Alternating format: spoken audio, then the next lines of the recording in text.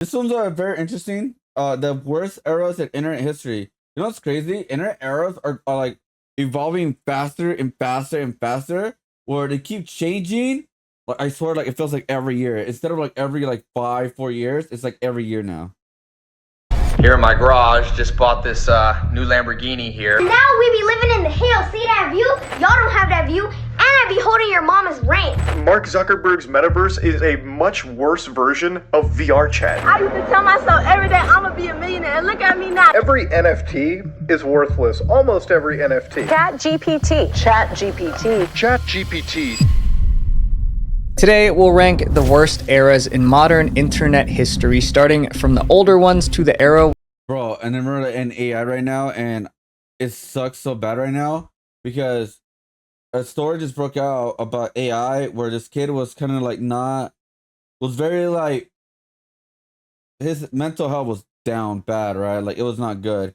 Where he pretty much got obsessed with like an AI, or it was like a contributing factor where he ended up taking his own life in a video game because like I guess he's just like the obsessive with the AI was like contributing, and then just upon adding to it, it's crazy what AI is going to be capable of. Because remember, this is like, if you kind of think about it, it's not 100% new. It's gonna be a little bit different, but if you guys don't know, there are stories out there where people got obsessed with over like video game characters, and they die for them, right? I mean, was a crazy guy. I'm not saying this guy was a murderer or anything, like no, I'm not saying that, but like there's even a crazy guy who was obsessed with like My Little Pony, and he did that, you know what I mean? We're in right now. Big thanks to Rocket Money for sponsoring this video. More about them later. The Influencers Gone Wild era. The Influencer Gone Wild era was a time when people did anything for social media fame. And when I say anything, I mean really dumb, dangerous, and straight up weird stuff, all to get more likes, shares, and followers. We could list hundreds of wild things influencers did during this era. Take Trevor Jacob, for example. This guy filmed himself intentionally crashing a plane so he could go viral on YouTube. Then there's I'm J Station, which you guys probably remember, who lied to his audience that his girlfriend passed away. After that, he made a really cringe video pretending to talk to her ghost using a Ouija board. What's poppin', guys? Back with another 3 a.m. challenge. As you guys know, my girlfriend Alexia just passed away in a tragic accident. And nothing, like even after that, man, he did like videos about like dead rappers and all that, like right away. Because I guess like he did this like one time. He did the 3 a.m. one time, and it was like, bro, this could be. They got a bunch of views, a bunch of like subscribers and all that. He was like, yo, I gotta continue this. Turns out his girlfriend was alive the whole time, and he faked her death just to get views. And let's not forget when Vitaly risked his life by climbing a pyramid in Egypt and took this picture. Turns out climbing the pyramid was actually illegal. So when Vitaly came back down, he was arrested and jailed for 5 days. What Vitaly did was pretty reckless, but at least he did it for a good cause. During this Influencers Gone Wild era, influencers didn't care about the risks of their actions. All that mattered was getting views, even if they got hurt. But out of all the wild things that happened in this era, a few stood out. Some influencers really took doing anything for views to a whole new level. On October 15th, 2019, two men wearing black ski masks were running down a street. Wearing ski masks was already pretty suspicious, but what they were holding raised a million red flags. They were carrying duffel bags filled with dollar bills. Wearing masks and clutching bags, they run through the crowd in Irvine, California. This startled bystander gets out of the way quick. The masked men leaped into an Uber and frantically asked the driver for a ride. Unsurprisingly, the Uber driver refused and demanded they get out of his car. The guys wearing the ski masks wouldn't accept a no from the Uber driver. They kept arguing with him, insisting he help them get away. To people watching, it seemed like they were trying to steal the driver's car, so they called the cops. A few minutes later, the police arrived. Those who witnessed the incident thought they had just seen two robbers get arrested, but anyone who thought that was wrong. Those two men carrying bags of money weren't robbers. They were social media influencers, and the entire event was one big prank. The people behind the masks were the Stokes twins, social media influencers with a total of about 30 million followers. They pulled this prank as some kind of twisted attempt to gain more popularity on the internet. The cops didn't think it was funny. The twins were arrested and slapped with felony charges. This type of content was what they— Hold up, my audio is super high. Hold up.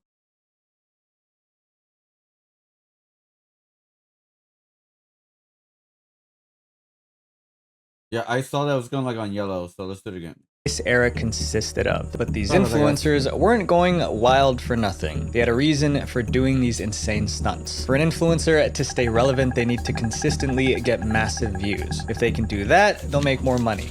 A recent report reveals companies paid out $744 million to Instagram influencers last year alone. But if their views drop, they'll lose Crazy. everything. No sponsorships, no brand deals, no merch sales, My nothing. life. Well, a prominent cookware brand might reach out to you and ask for this sort of advertising connection. But first, what they're going to ask you is, what are your numbers? I get it. I mean, it's really frustrating when I spend so much time and money on a video only for it to flop. At the end of the day, this is my livelihood. But what these influencers did during this era was something I would never do. They resorted to attention-grabbing stunts to make bank. Take Tessa. Which is like, I don't like if something doesn't work out, do something new that doesn't bother people. But the sad shit like YouTube, or at least the algorithm, or what I figure out like online, it's like anything negative will give you more views. And I kind of like for example, I do art topics, right? When I talk about like things that are going on in the art world, where even when the art topic is not negative, right, that gets less views. But when it's like a little bit negative, for example, criticizing an artist who like traced or copied or something like that, like the recent one with the Pokemon stuff, that gets way more views. It just gets into algorithm faster. It's just like anything I make like more positive stuff gets less views. Which again, I'm not fully discouraged, but like I noticed that it's like, oh, so this is how it works.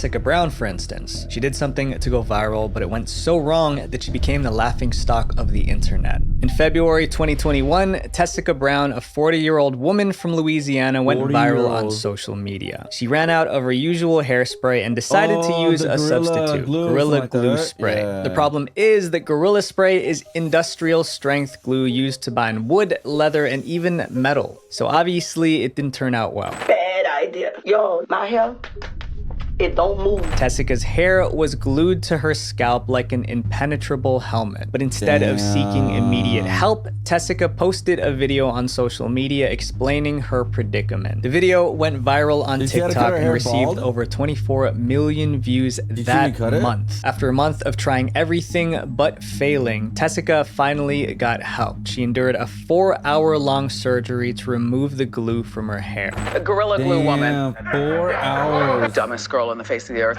Looking back, the influencers gone wild era was a low point for the internet. It was a 4 time when hours, fame guys. seemed to matter more than anything else, and people were willing to throw away their dignity and sometimes their safety just to get internet famous. people died because of Influencers that. still do insane things for views today, but this was the era that started it all.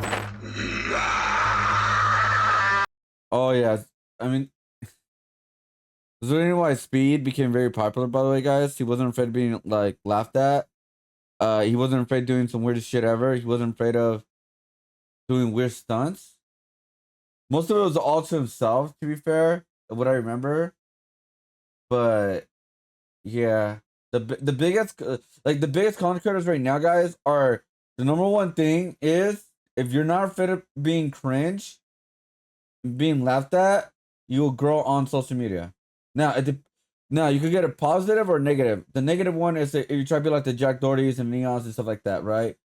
And then you could guys, it's not really positive, but I still don't recommend it because you're doing it to yourself. But be like Speed, I guess. Like you're doing some crazy shit. You're pranking yourself. You're putting like freaking fireworks in your room to blow up. Like all that, yeah.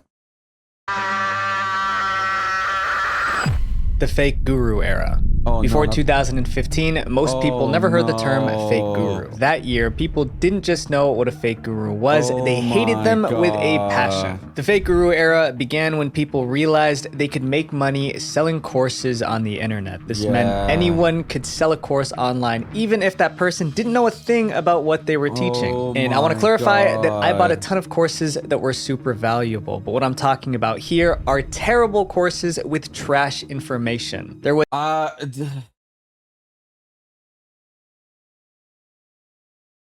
like when I said YouTube is a college, it is, but look at the free videos, not the goddamn courses, man. they're so blatantly rip-offs, man. They're not gonna do anything for you. The courses are not gonna do anything for you because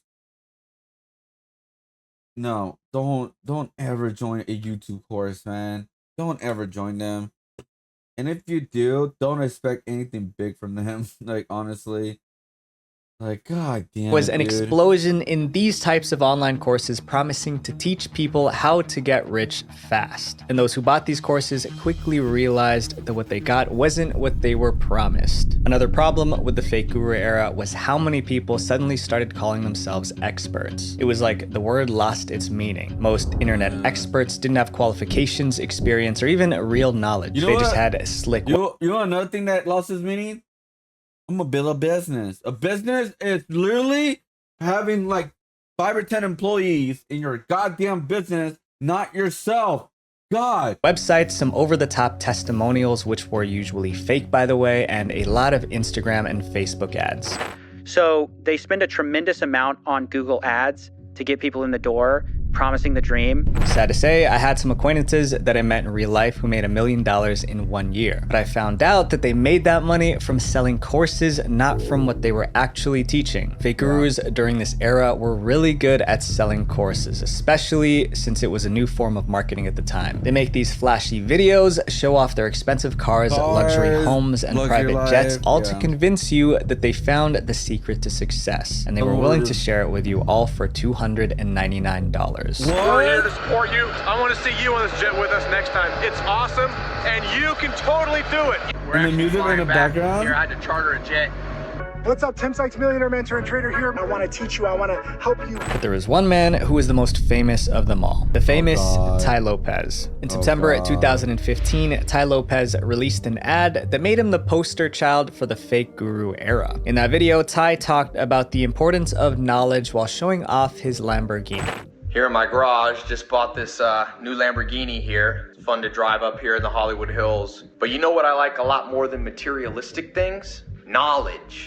The video went viral and inspired many jokes and parodies. Here in my garage, just bought this new Honda Civic here. Fun to drive around in the Florida heat. Jokes aside, viewers were intrigued. Did this man truly have the secret to success? They didn't have to wonder for long because Ty Lopez had a course they could buy. It was called the 67 Steps Program to the Good Life. For $67 a month, subscribers would get access to a mix of videos, coaching calls, and other bonus content that would make them rich. However, those who tried the program weren't happy with the results. They were furious. Many felt Ty's advice was copied from other motivational speakers like Jack Canfield, who also had 67 steps in his self-help book. So many customers were dissatisfied with Ty's courses that he was labeled the internet's most hated self-help guru. Ty's courses contained some useful information, but the problem was that he overpromised how life-changing it would be. It means 50 hours of Ty Lopez basically bloviating about little anecdotes in his life. I mean, nothing of this felt prepared. It felt like he just had 3 points and his goal was to hit like a 30-minute marker. People who bought these courses felt that they weren't getting what they were promised. Instead of learning how to build a successful business, they were getting generic information that they could find for free with a simple Google search. Hold up. I want to read some of these. Damn it. Come on, give me one. Mitch Homestead. Let's see. If I wanted to make 10K to 20K per month, this is what I do. I master these new social media platforms because few people know how to use them, and businesses are willing to pay crazy money to know anyone how to use them. Learning how to build a successful business, they were getting a generic Damn, I can't get it. God, alright, sorry guys. I'm trying to get information. Develop a united cross-platform strategy, building a portfolio and crafting a resume, advanced Facebook, Instagram ads.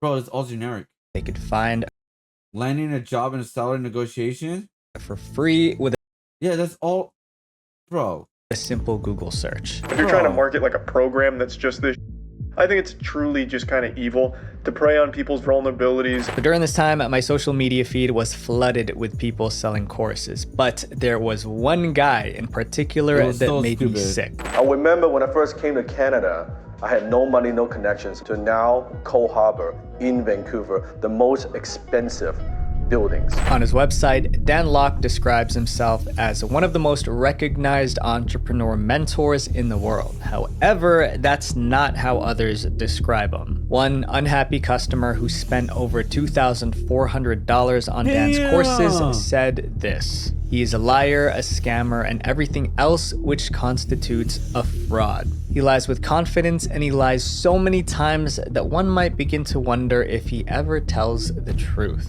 This is pretty harsh, especially from someone who trusted Dan enough to buy his courses. But it makes sense when you examine the content inside his courses. His most popular course is the High Ticket Closer Certification Program, which costs about $2,500. Again, I don't have a problem even if a course is like $2,500. I mean, I paid way more for college. But if that $2,500 course has $10 worth of information in it, that is a huge problem. Eventually, people got tired of being scammed and began exposing these fake gurus for the frauds they were.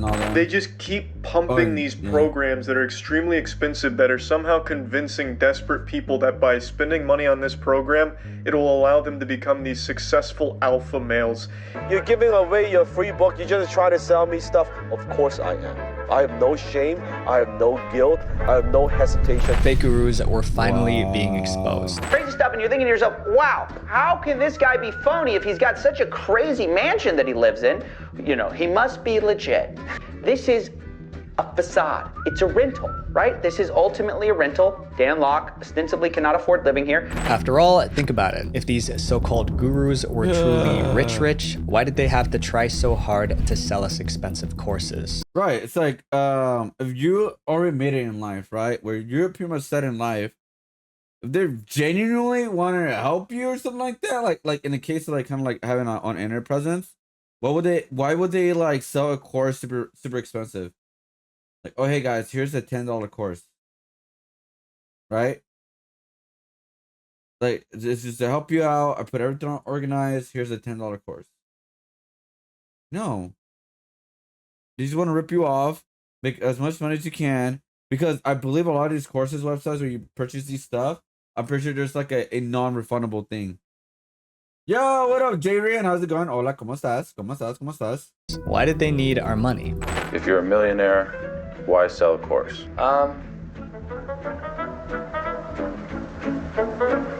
You know, during the fake guru era, many of us were looking for answers about success, money, and how to finally make it. But those gurus weren't teaching us how to manage our money. They were teaching us how to spend it. And given that you're earning some income, one of the biggest lessons I learned about money is that it's not about how much money you make, it's about how much you keep. The key is to control your finances, and there's a simple way to do that. Rocket Money, the app that helps you cancel subscriptions, lower bills, and manage your money better. Actually, my fiance has been using it since 2020, and it allowed us to go on extra dates with her savings. If you're someone who buys subscriptions, guys, how much money do you guys spend a month? Me personally, I think I spend maybe, other than gas, which is like around a month of gas is like around like $200 or something like that. Because again, I do deliveries, but I get like half of the money back every 2 weeks, pretty much. So it's not like a like crazy amount. So let's see. I spend on food at least like sometimes once or twice a week, right? And average is like $15 nowadays, so it's like $30, which isn't. I'm not saying I spend that much, but like a regular combo is like what the fudge. And let's see. So I spend about an average on myself a month. It's like maybe $50 on stupid stuff. Maybe. The rest goes to bills, saves, and gas. I really like, and another reason why I'm able to like buy a lot of the games I've been buying is I actually sold a lot of my collectibles. I'm using those funds to pay for games and stuff, and then I just resell the games because I'm not a game collector, so I just resell those games to buy more games, right? And pay a little like $20, $10 there here and there.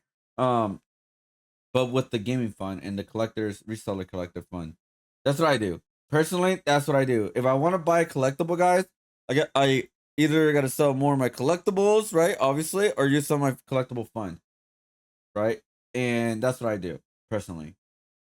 Because like I just realized like I had too much stuff. Like, you know what I mean? Like this doesn't do anything for me. I'll keep some of it, right? Obviously, but most of it, I got rid of a lot of things, guys, and that made me a big fun, and that's what I use my money for fun, I guess you could say, or only to forget and also about them. started This emergency app fund tracks too. these subscriptions, making it super easy to cancel them right from the app with just a couple of taps. They also negotiate lower rates on your behalf for things like phone and internet bills, which is like actually insane. Rocket Money has helped users save up to $740 a year My when they two use all the subscriptions app's are premium Amazon, features. But the biggest to the benefit for Prime, I me buy is lots being from able to see Amazon, how much I spend on a monthly and basis. Again, it all comes and down to Adobe. how much you save. And to save more and spend less, go to rocketmoney.com/visualventure or click the link in the description to get started for free. You can also unlock more features with premium. Now, we're taking this next era to Instagram, the Instagram clout era. Yes, the Instagram clout era. This was when people flaunted luxurious lifestyles on social media. What's up, y'all? I wanted to show y'all my $8 million estate that I just purchased. If you scrolled through Instagram during this era, it seemed like everyone was driving expensive cars, eating fancy meals, or wearing designer clothes. But here's the catch. Most of them weren't. Here's the sad truth, by the way, guys. Some of these people, it actually worked for them. Not a lot, but for some of them, it actually worked for them. You know, like the girl in the beginning, I'm pretty sure she's like rich right now. So, like of all the stuff that she did, all the crazy shit she did, it's a sad reality, but I hate to say it, but it actually worked for some of them.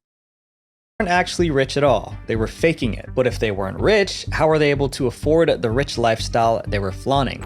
People are going to a fake private jet that costs like $80 or something to have a session photographing yourself on a private jet. Some would rent cars or mansions for a day so they could take pictures. Others would borrow expensive clothes and accessories. People went as far as editing their pictures with Photoshop, making it seem like they were in exotic places. I look at that and I just think, why do you have to post that? Why do you have to post that? You are not seeing Jeff Bezos coming out of a Louis Vuitton with all of his bags that he just bought. With so many people faking their lives, it's no surprise that the Instagram clout era brought along some problems. The rich Instagram lifestyle set unrealistic expectations for those watching. But a lot of these things are cropping up lately and it's making you feel inferior. I think Instagram is all of these potential issues on steroids. Any insecurity you have will be maximized to the 100th degree by scrolling on that app. Well, we can't talk about clout chasing without mentioning the all-time best at it. I'm sure you guys remember it, Lil Tay. She became a viral sensation in 2018 at just 9 years old. She gained fame by posting videos on Instagram where she flaunted luxury cars, cash, and expensive homes. She also called herself the youngest flexer of the century while using cuss words like the B and N words in her videos. I'm richer than all y'all broke.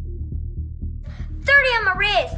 What all y'all doing with your lives? Her over-the-top persona made her stand out online, and she amassed over 3 million followers in just a few short months. But behind Lil Tay's luxurious lifestyle was a dark secret that could ruin her reputation. In May 2018, reporters from Vice discovered the identity of Lil Tay's mom. Her name was Angela Tian, a real estate agent in Vancouver, and Vice had some bad news about her. It turns out Lil Tay's mom was fired from her job because she'd been using her clients' properties for Lil Tay's videos without their permission. Specifically, she used a $3.6 million penthouse and a red Mercedes convertible. This cost me $200,000. I'm only 9 years old. I ain't got no license, but I still drive this sports car. When her bosses found out, Lil Tay's mom was fired. The article went viral, confirming what many already suspected. Lil Tay had been faking her wealth all along, but her reputation was about to take another hit. A video was leaked showing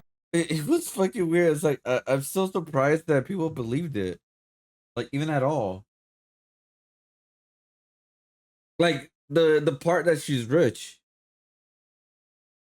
you know, like this is like I think like a lot of these eras really taught me of like I don't believe anything in the internet at all, right?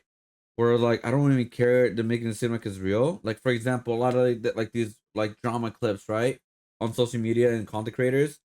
I don't believe any of it until somebody comes out that's concrete, whatever. But I don't believe any of it, bro. It's gotten so bad that people when the Jack guy got into a car crash, people say, "Oh, this is fake."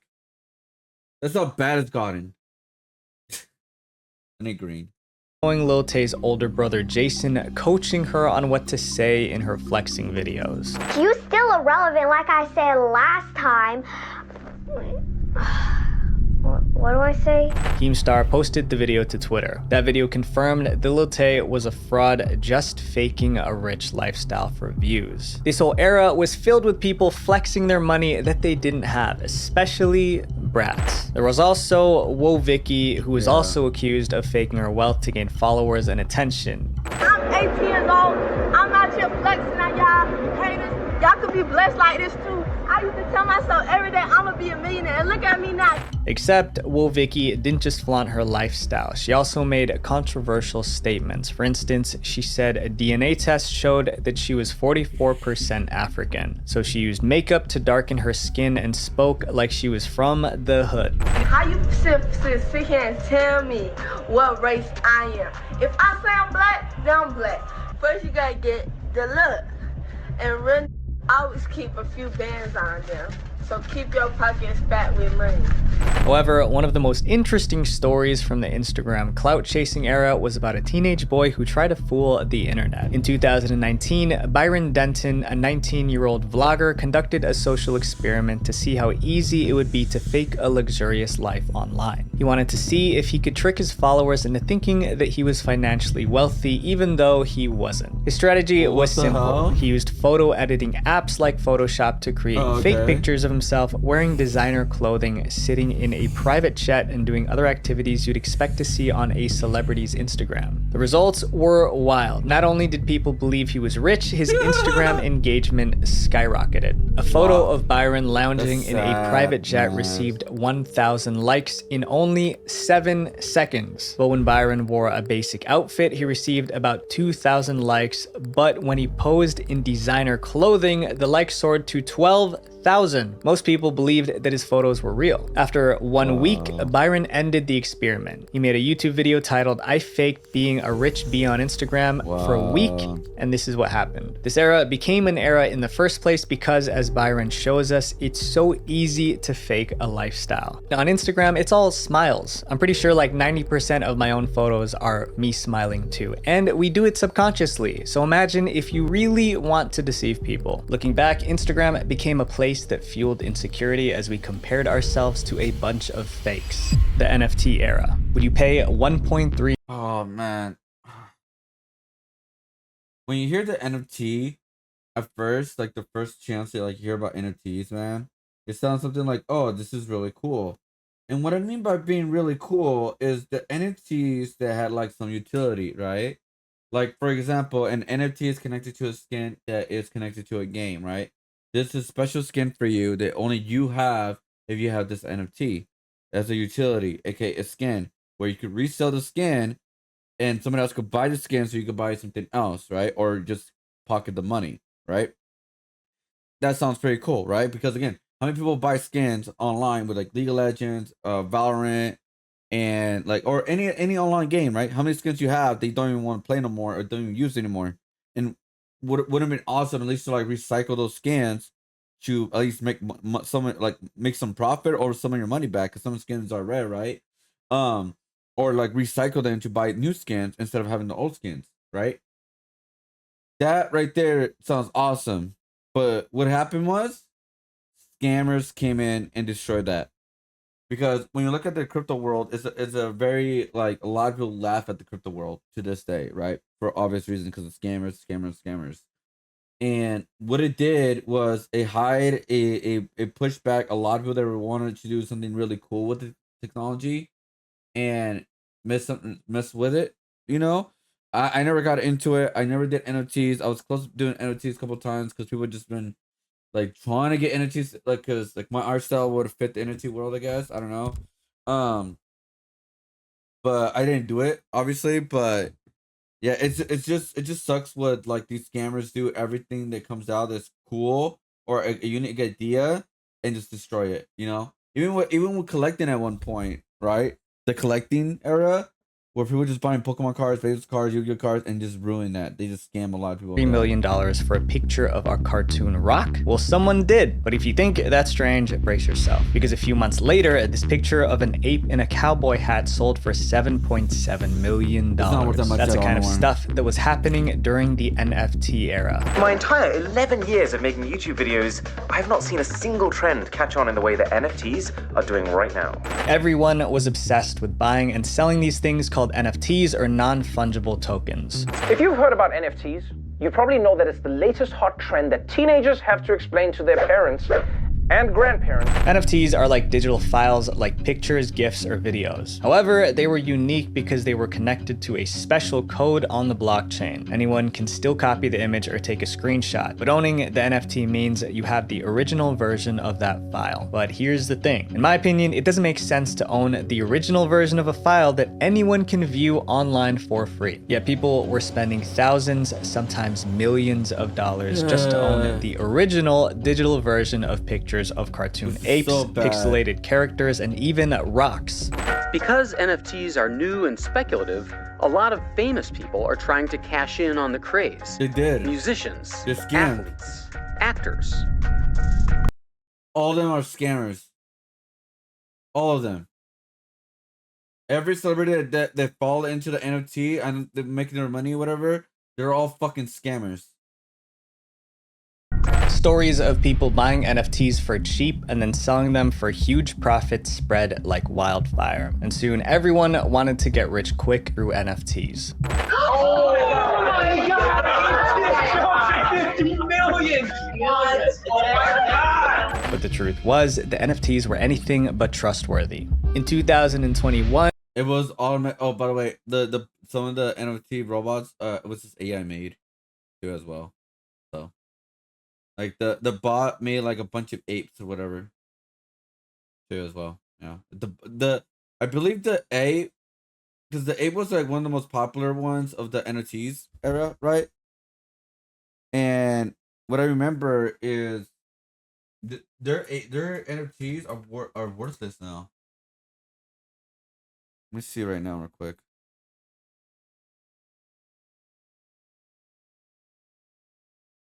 Ape NFTs is worth 0.000043 per NFT. Yes. It is worthless. The Bored Ape Yacht Club. Look at this. I'll show you guys right now. Hold up. That's the 24-hour one.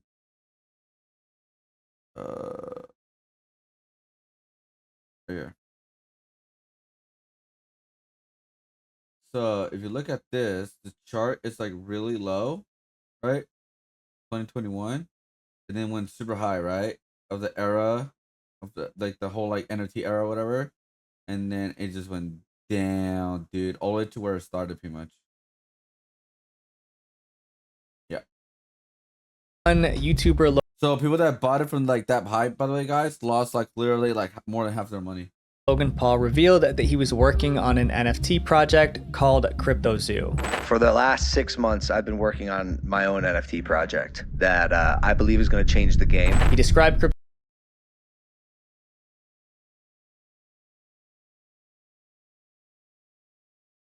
This right here is just so annoying. Crypto Zoo as a really fun game that makes you money. People could buy virtual NFT eggs, which would then hatch into crypto pets. These pets could be then traded for money. Many of Logan's followers invested in Crypto Zoo by buying Crypto Zoo tokens, which were the digital currency used in the game. So that was the idea pitched to people, and people immediately buy in. They $3 million in NFT sales, tens of millions of dollars in the tokens itself. People were excited, expecting it to double or triple their investment when the game launched. One fan reported, which here's the thing I don't understand. It's like, bro, do you know if for you to win, someone needs to lose? That's how literally how almost any investing works at this point, right? Like in crypto or stuff like that, right? Because you're selling it at the highest price ever. It's gonna eventually it's gonna go down hard. So people that are set on gonna like everybody's gonna rich, that's not reality. Only a fraction are gonna get rich, and the rest are gonna get like lose all their money. That's how it works. It's literally how it works. I didn't understand how people invested on certain things, and it was just dumb. You know what the craziest thing? I invested on, what was it? It was like the dog token or something like that a long time ago, even before it blew up, right? Because I thought it was like funny, and I made money on that. It wasn't a lot because I didn't invest a lot. It was because it blew up at one point, and I just got lucky. But that's just luck. That wasn't like a serious thing, right? I didn't hurt anybody. I just bought it when it was super low, you know? Took a $67,000 loan to invest. Unfortunately, this investment ended up being a disaster. The Crypto Zoo project started to fall apart in September 2021, just a few months after Logan's fans dumped thousands of dollars into the project. The first problem was that Logan's engineers couldn't make the game work properly. Those who bought the eggs couldn't hatch them. The game just had too many bugs. However, people were patient because they trusted Logan Paul. However, that trust was about to disappear. Barely 6 months after convincing his followers to invest in Crypto Zoo, Paul disappeared from the project. When asked about Crypto Zoo in April 2022, Paul claimed that his role was super minimal. In December 2022, YouTuber CoffeeZilla released a 3-part series investigating Crypto Zoo. He concluded that the project failed because Logan abandoned it and shared some stories of investors who lost money. I lost around $50,000 in Crypto Zoo. I lost $40,000. I lost around 15,000 US dollars. I lost $25,000. Logan Paul's fans weren't the only ones who lost money during the NFT era. Millions of people around the world lost a lot of money. This was a sad era. But I would never fucking invest on a YouTuber content creator like that, dude. Unless I know that the product is legit and cool, right? Like for example, a shirt, right? I buy 1,000 shirts sometimes. Even if you don't know, he's a YouTube artist who does t-shirts and like hoodies and stuff like that. I like his designs. I think they're cool, so I'll pay it, right? Obviously, right? I get a shirt, cool. But I do not trust influencers that have been scamming in the past and trying to release a merch or something like that because I just don't trust them. Or even like influencers who do the bare minimum on their designs for merchandise. Like just having their name on a shirt. You know what I mean? Like what? by the end of 2022, the market was saturated with too many NFTs. Buyers started losing interest and the prices of many NFTs fell. And by 2023, 95% of NFTs were considered totally worthless. The entire market has basically collapsed so bad that the worth of these NFTs are nothing. Basically nothing. Now it's time to talk about the era that involves kids. The TikTok trend era. TikTok trends usually start when someone does a dance or activity, then shares a video of it. If it becomes popular, many people post videos of themselves doing the same thing. Anything, no matter how weird, can become a challenge. For instance, there was the candle challenge where participants would blow a long line of candles arranged in a straight line. And you guys obviously remember the bottle flip challenge where a bunch of kids would spend hours or even days trying to get a flip right. There's also the towel challenge where a couple interlocks two towels they're holding, then tries to maneuver their way out without letting go. TikTok trends were meant to be harmless fun, but over time, this era of challenges began to get disturbing. One of the worst was the door kicking challenge, which involved people kicking the doors of random strangers' homes at night and then running away while filming it. Teens actually recording themselves kicking. That, you know, that's like, well, actually, that's what's kind of like back in the day, right? Ding dong ditch. But this time, instead of ding donging, that sounds weird. It was kicking people's doors, and authorities are worried they could be putting themselves in some real danger. Teens in Florida were charged with multiple counts of burglary after they were caught on surveillance cameras kicking down their neighbors' doors. Another ridiculous challenge was taking corn on the cob and putting it on a spinning drill bit and eating it like that. I remember seeing Jason Derulo do it, and he knocked out his front tooth while doing it. Technically, the TikTok trend era hasn't ended. A recent trend was the Chase Bank glitch, where people thought they found a way to get free money. People have reportedly cashed out tens of thousands of dollars for free, and oh yeah, it's completely Oh, by the way, that video was obviously like a skit. It was fake, but people will believe it. illegal. They would deposit a large check and immediately withdraw the money from the ATM before the check bounced. But Chase Bank clarified that it wasn't a money glitch, it was check fraud. And they called it a money glitch. What they didn't realize is that they were going to have to pay that money back when the check inevitably bounced. In conclusion, many people hopped on TikTok trends, but they did so without thinking about the consequences. This next era looked promising, but the execution was terrible. The metaverse era. Everyone was excited about the metaverse. To me, the concept was nuts. I envisioned putting on a headset and being transported into another dimension, like in the movie Ready Player One. The metaverse was supposed to be a huge virtual world where people could do almost anything: work, play, meet friends, and even go shopping. In 2021, internet searches for the term metaverse surged by 7,200%. Around that time, a survey showed that about 60% of people were excited about moving everyday activities like dating and working out to the metaverse. That's fucking crazy, man. It's like I never liked this era. I would never like this era of like the online stuff 100% online. The digital era. I'm just one of those people. I would never like fully like it. It's just something I just don't want to be a part of, but I like, you know, as like trying to become a content creator and all that, you will have to be a part of it in some way. I just don't like it. Like, but everyday activities online only, like in your head, but you're not actually doing anything. The era of Wally is coming. It is crazy, dude. They want to work out in a virtual reality instead of actually doing it. That's insane, dude. Insane. Are defining it as the virtual world that is the next phase of the internet. In this world, we have digital versions of ourselves, or avatars. Metaverse-related startups raised more than $10 billion in funding, and in the first half of 2022, more than $120 billion was pumped into metaverse projects. Mark Zuckerberg was so convinced that the metaverse was the future that he changed his company's name from Facebook to Meta. Then he launched Horizon Worlds, a metaverse virtual reality world similar to Second Life or Roblox. Welcome to a place of limitless possibilities. People bought virtual land, built digital houses, and opened businesses in the metaverse. Imagine you put on your glasses or headset and you're instantly in your home space, and it has an incredibly inspiring view of whatever you find most beautiful. All right, perfect. Fantasy is not reality.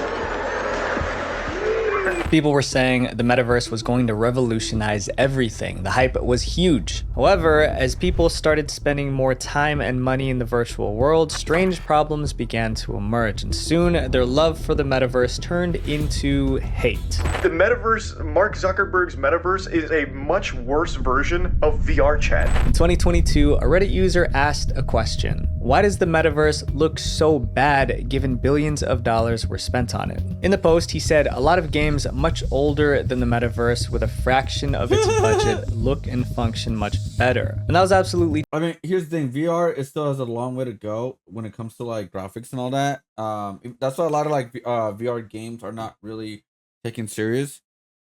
Because gameplay is weird and also graphics is very weird. It's like not as on par with obviously consoles.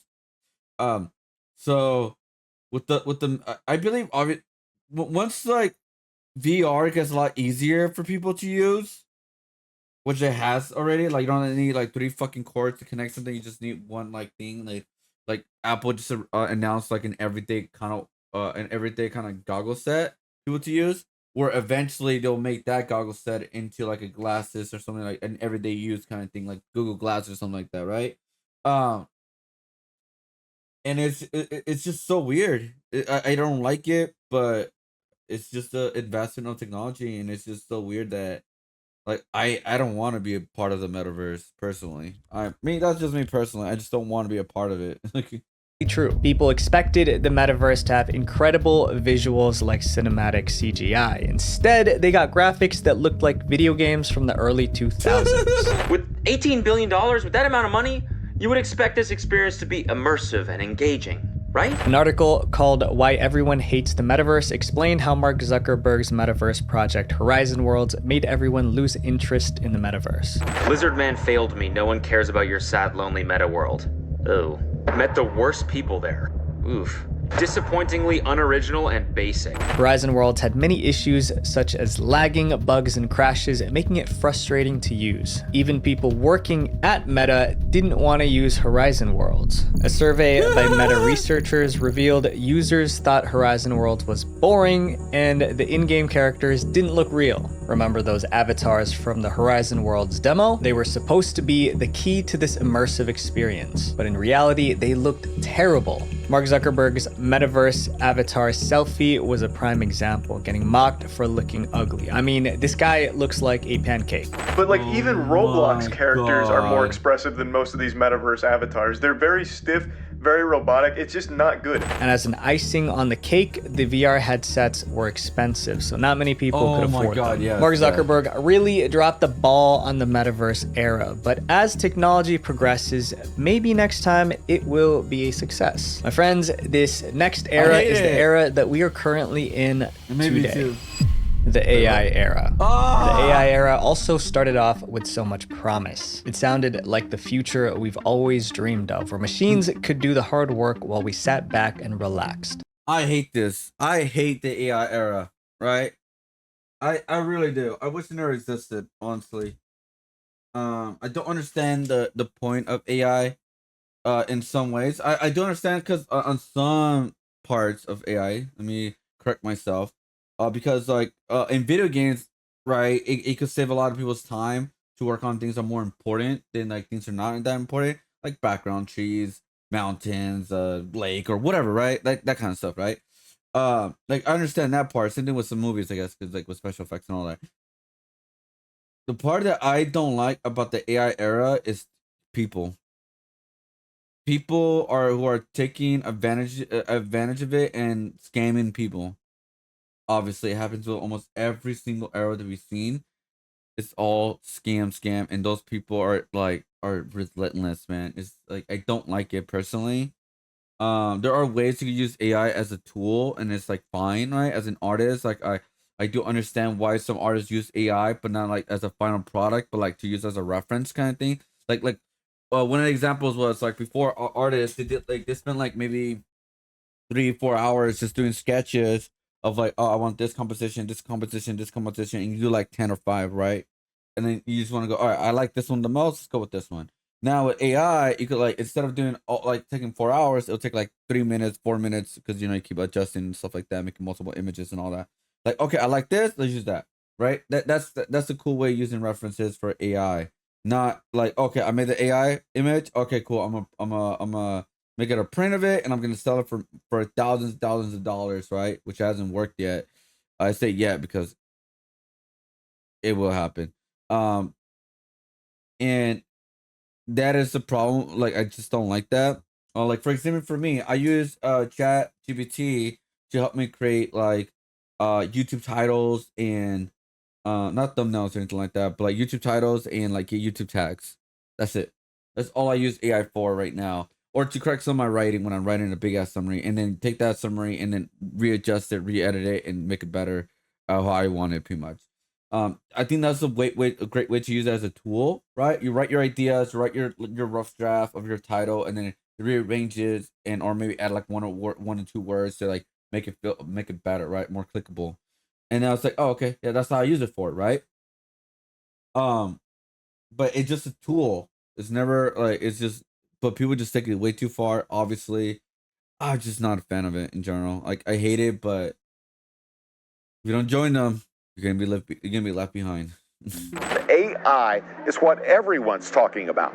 People were buzzing with ideas about how artificial intelligence could cure diseases or even solve global issues.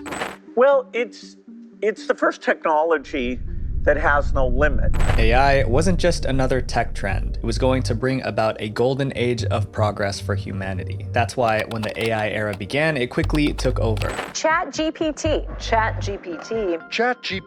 ChatGPT stunned the world. And me. It stunned me too. Around that same time, other impressive AI technology was launched. There was DALL-E, which could create images from simple text prompts, GitHub Copilot, an AI tool that helped developers write code faster, and Runway ML, an AI tool that could generate videos from a text prompt. Everyone expected AI to make life easier and more exciting. However, as people started using AI more often, they realized this powerful technology also had a dark side. Deepfakes. Deepfakes are realistic videos or images created using artificial intelligence. The AI learns from real videos and photos of a person and then uses that information to create fake content that looks real. The former president or his legal team acting in bad faith. This is a deepfake example of what is possible with powerful computer and editing. This is why AI needs to be regulated, because out of everything, this is way too dangerous. I am sorry, but I know people say like people should have a freedom of speech or freedom of creation, whatever.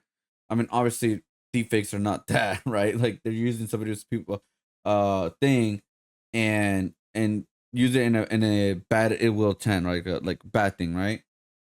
Personally, I think that should have rules against right now with AI. Should not be allowed to freely use AI however they want it. That's just me personally. I think humans are not responsible enough because there were just people who just take it way too far. They'll create some certain things which they already have, created a lot of things that are not okay, but people even thought they were real. So I personally believe it should be regulated and people should not have fully freedom on the AI. That's just me right now, but I know people probably go against it, but yeah. It wasn't long before criminal. Yo, thank you for the follow. How's it going? Don't be a robot. Don't be a robot. Don't be a robot. Don't be a robot. Don't be a robot. Don't be a robot. Oh, that's another thing too. Oh my god, man. You know what I hate it? Is the era of like also the internet has gone in with more freaking robots and stuff. It's so freaking annoying, man. Like, what's the point? Like, stop it. You know? Like, I hate it. I like one part of the internet I hate is like, am I talking to a real person or am I talking to a robot? Like every time I get an email for like maybe like a possible collab, a possible whoever, right? And it turns out to be a robot. Like, what the bro? You know, it sucks, but it's like it sucks about things like I can't tell just sometimes, like, right? Like I'll show you guys right now. I don't know if this guy's a robot or something like that, but I'm not gonna show like everything. But there's this guy who is named Swerdega, who is on Miskiv's Discord server. And my first message back was like, "Are you a bot?" And then I was talking to him. He was a content creator, stuff like that. And by the way, don't try getting a Growth Vital. Don't try get into Growth Vital instead to boost your channel to get more followers, subscribers, and active viewers. Proper development to meet proper engagement of your target audience. Hey, so I'm like, I didn't reply because I think this guy's trying to sell me a course, and I'm like, what? Criminals realized they could use deepfakes to commit crimes. In 2023, a video of YouTuber Mr. Beast was circulating on TikTok. If you're watching this video, you're one of the 10,000 lucky people who'll get an iPhone 15 Pro for just $2. I'm Mr. Beast, and I'm doing the world's largest iPhone 15 giveaway. Click the link below to claim yours now. I mean, to me, the video looks kind of off, but think about the people who aren't good with technology. Mr. Beast is the most successful YouTuber in the world, known for his philanthropy. Especially kids. You know what I mean? Like kids, you know? And giveaways. So most people would assume this was just another giveaway he was organizing. Except, it wasn't. Scammers use deepfake technology to mimic Mr. Beast's appearance and voice for this video. Anyone who clicked the link on the ad was asked to provide their personal details and credit card information, which scammers could use to steal from them. Mr. Beast took to Twitter to warn people about the scam, but he wasn't the only celebrity targeted by deepfakes. An analysis of the 5 most visited deepfake websites found adult videos of almost 4,000 celebrities, including actresses, musicians, and YouTubers. AI is being used Even happened to streamers, content creators too. Isn't that sad? To create fake images, and it was Taylor Swift, the latest victim of this, after fake photos of her started spreading online. Artificial intelligence was also creating problems in other aspects of life. In schools, students started using ChatGPT to cheat on their homework and exams. Artists discovered that AI image generators were copying their styles without their permission. Sure, AI could do a lot of cool things, but it also took away a lot of things that made the internet special. Felt like we lost a bit of our humanity along the way. Remember, so-called generative AI like ChatGPT and DALL-E should actually be called imitative AI. AI also gave bad guys the most powerful tool they've ever had. From deepfakes to spreading fake information, AI crime made the internet more dangerous than it has ever been before. And criminals are taking advantage. Here's how AI is transforming online crimes. It's a few humans, but it's like, this is why we're not responsible enough. We're not a good society enough in general to have AI. Because it's just too dangerous to, like, people that will take advantage of it, they don't give a shit. Why would they care? They make their money, they live their life, even though they may get arrested someday, but they don't care. Her voice had been duplicated by a scammer using artificial intelligence. While AI still has its benefits, it's clear that the AI era could possibly lead to the worst disasters in history. In 2023, Elon Musk, along with over 1,000 tech leaders, wrote an open letter asking to pause AI development because the technology might be too dangerous for humanity. As AI progresses, there will be amazing advances. You know what the crazy thing is now? Twitter just about to update their terms of service, aka X, about AI usage. And the thing is that sucks about it is, like, in the terms of service, people want to use it. If you post a photo of yourself, of art, whatever, videos, whatever, they own it. And, like, they have licenses rights to it. But not only that, they could use that content to train their own specific AI without even your permission fully. Technically, they are asking your permission because they're under new terms of service. So, yeah, that is the new era. But also much worse to come. So as Albert Einstein once said, the human spirit must prevail over technology. Visual venture. Yeah. I think we just got too comfortable with technology. I think we should just take a breather and take a break from it, honestly. In some way. The errors are literally getting worse and worse, pretty much. The first mistake is calling them influencers. I miss when Skibbity was just a made-up word. Oh god. Oh man, NFTs are still, people still try and sell their NFTs on Twitter elsewhere. I said back then, I said it now. Ponzi would be proud. Man, I wish the old days when Smosh, Ray William Johnson equals 3, and knowing Orange several Let's Players were like at the peak of YouTube content. It could become the peak again, but it's like, you just gotta influence the young generation to like that type of content, because the attention span got so bad, it's like you can't even make long form content anymore. To certain, like, for some reason podcasts work, but other than that, like making like these type of videos, it has to have like a bunch of edits. If you don't have a bunch of edits into the video, it's just not a great video. For like the new generation or something like that. And then, like I said, negative like videos, even though he doesn't like himself is fully negative in the video, but because the worst eras of internet history, that will give you more attention, more likes, more views, and this is just like a new era of pretty much videos. Like, negative, the more negative you are, the more possible of views you could get for your content and your website or whatever. So yeah.